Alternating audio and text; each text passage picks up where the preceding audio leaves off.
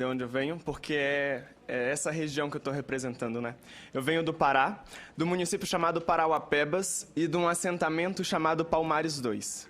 Esse assentamento, que é vizinho de 500 metros da maior mina de mineração a céu aberto do mundo, que tem dentro do seu território a ferrovia Grande Carajás, que está passando pela sua duplicação, que tem os cabos de fibra ótica que transportam as informações da Vale e que tem que é cortada pelo rio que é jogado os rejeitos da Vale.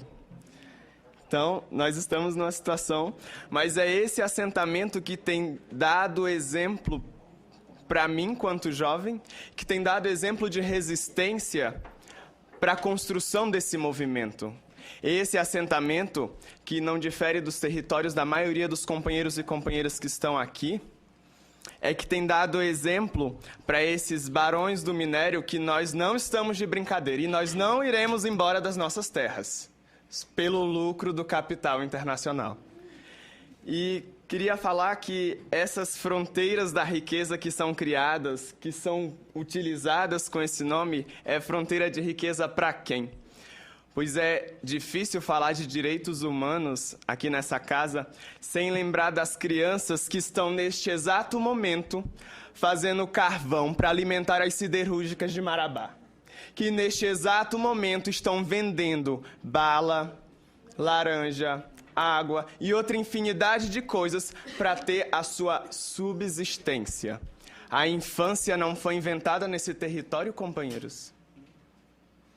É isso? É difícil falar de direitos humanos numa região em que eu venho, em que a gente assiste os trabalhadores pegarem os ônibus para exercer o trabalho que mais mata, mutila e enlouquece no mundo. E eu vejo meus colegas de classe pegando os ônibus em turnos cada vez mais estranhos, porque trabalhar da 1 da manhã às 6 da manhã e dormir o restante do dia é pedir para abdicar da vida. Da vida. E é difícil também falar de direitos humanos sem imaginar que neste exato momento, sem esperar conclusão de cálculos, sem esperar conclusão de pesquisa, há indígenas quilombolas sem terras, trabalhadores sendo expulsos de suas terras, à bala, com os cães do Estado mostrando seus dentes, usando da cordial covardia de sempre. Mas eu também queria dizer que a gente não é coitadinho. A gente é impactado, a gente está cansado, a gente é excluído nesse sistema, mas a gente não é coitadinho. Não nos enganemos, companheiro, esses barões do minério têm medo da gente. Têm medo desse povo organizado.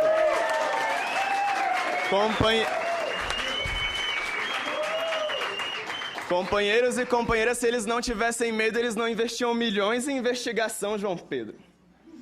Se eles não tivessem medo da gente, eles não botavam a polícia no nosso encalço toda vez que vê 50 trabalhadores reunidos. Se eles não tivessem medo, eles não precarizavam o trabalho. Eles têm medo da gente. Eles sabem que o poder, de fato, está com a gente. Somos milhões. E esse salto de qualidade que a gente está dando com o movimento nacional e com essa movimentação internacional provoca muito mais medo ainda. Porque aí não seremos uma Palmares, não seremos um município de Porteirinha, não seremos um estado. Seremos trabalhadores contra a mineração predatória na América Latina e no mundo.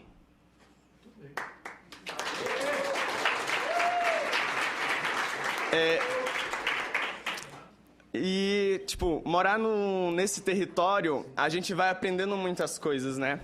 A primeira coisa que, quanto jovem, que eu aprendi, e eu participei da luta em 2007, que o João Pedro foi processado, e minha mãe também está devendo 7 milhões para a Vale, porque nós somos ricos. Você colega do céu. Que a gente... Não, obrigado. Eu estava lá. E esse território me ensinou que é a luta que vai fazer a transformação na vida das pessoas. Na vida de cada um e cada uma que estamos aqui. E como o João Pedro disse, lutaremos hoje, amanhã, depois, sempre, até o basta. Até o fim da negação. Até que paramos de falar na inexistência de direitos humanos para falar de fato de conquistas da classe trabalhadora, de camponeses, de indígenas, de quilombola, dos trabalhadores da mina. Porque se a gente não fosse importante, a Vale não se empregava tanto em formar uma cadeia ideológica que silencia a nossa juventude. Companheiros e companheiras, a Vale, e aí eu aproveito para denunciar, está construindo nas cidades em que o projeto são instalados, cadeias ideológicas que transformam a nossa juventude em silenciadas, em cegas. Porque a gente aprende desde cedo, nos joguinhos que a Vale distribui nas escolas infantis, que se tu não conhece os projetos de melhoramento ambiental da Vale, tu tem que retornar 2 casas, num joguinho de lundum que é distribuído. Isso é ou não é lavagem cerebral, companheiros? Distribuir brinquedo, bala com rótulo da Vale nas escolas infantis de Parauapebas. Colocar outdoor. E aí, outdoor na cidade, que diz assim, agradeço primeiramente a Deus e depois a Vale. É ou não é querer divinificar essa demônio? Isso é lavagem cerebral, companheiros. Essa cadeia ideológica.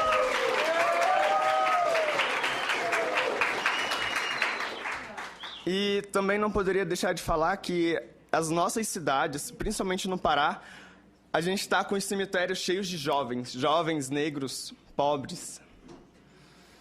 E diferente do que a Vale diz, que ela não tem nada a ver com a violência social, olha o que os dados mostram.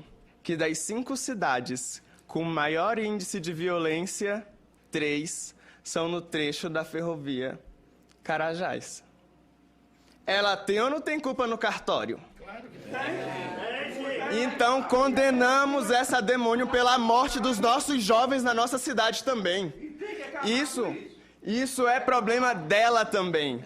As nossas pré-cidades, os nossos hospitais lotados com sistema precarizado de saúde pública, com doenças advindo do mineral negócio, é problema da Vale. E aí, e finalizando minha fala, gostaria de usar das palavras do Vinícius de Moraes para... Só tá poeta hoje. Do Vinícius de Moraes para mandar meu recado, né? E o poema é assim. Senhores barões do minério, preparai vossas mortalhas, pois é chegado o tempo de guerra. E não há foice contra a espada, não há fogo contra a pedra, não há fuzil contra a enxada. União contra a granada, soberania contra a metralha. E a nossa guerra é justa e a nossa guerra não falha. Obrigado.